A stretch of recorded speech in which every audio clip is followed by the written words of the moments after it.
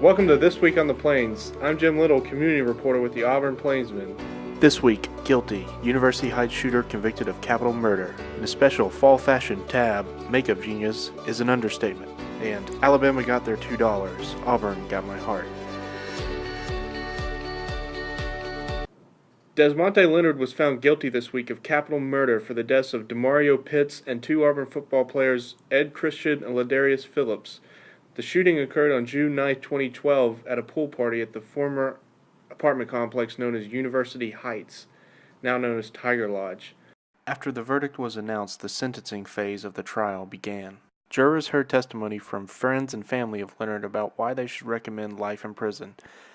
And they heard from Lee County District Attorney Robert Treese on why they should recommend the death penalty. Is it more important to you that the mitigating factors, a long list of mitigating factors, those mitigating factors outweigh the aggravating?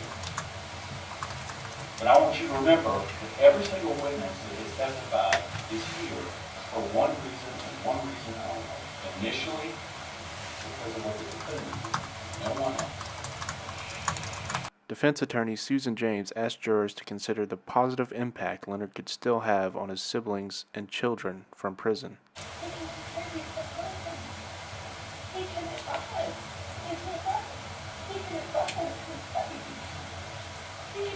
People, don't put yourself in this situation. He can mentor. You heard the doctor. He can mentor. He's educated. He can mentor to other people that are in prison. Jurors voted 7-5 to recommend life in prison without parole.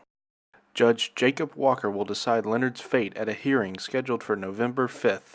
Treese spoke to reporters after the Senate's recommendation was announced. This was a very difficult case. We've got great juries. They're smart, they're dedicated, and they do a great job. But for that, we would have a much tougher time, I think. James said they were viewing the Senate's recommendation as a victory. You know, at least we have hope today that he's not going to die by lethal injection, and that's a huge day, and that's a huge victory. You were again sympathetic to the families. To the people that were injured. I mean, it's a bad situation, but we had a job to do, and we think that we did everything that we could do thus far. Read about that this week in the Auburn Plainsman. Joining me now is Kat Watson, online editor for the Auburn Plainsman, and she's here to talk about a column she wrote in this week's fashion tab. So, what did you write about? I wrote about an app by L'Oreal Paris. It's called Makeup Genius, and I am not necessarily one of those people that loves makeup, but this app, the technology behind it is so impressive. I'm going to tell you. It's an app where you can scan products in a store or online. You can just type in barcodes, whatever works, and it applies the makeup to your face in real time. So you can see yourself move, twist while you're holding your phone, with all sorts of makeup on. I would describe it as creepy.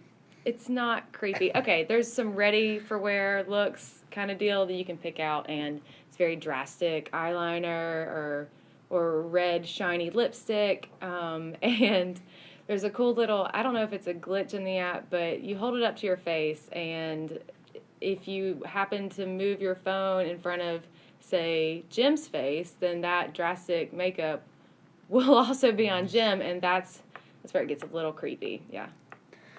You can read about that this week in the fashion tab inside the Auburn Plainsman. Joining me now is editor-in-chief of the Plainsman, Becky Hardy, with the editor's pick of the week.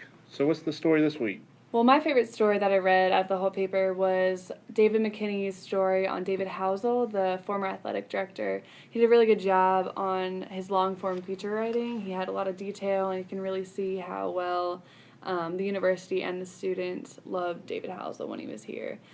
He still comes around every so often, and we got some good pictures of him as well. So everyone should check it out. All right, that's in this week's Plainsman. That's all for this week on the Plains. Be sure to read these stories and more in this week's Auburn Plainsman.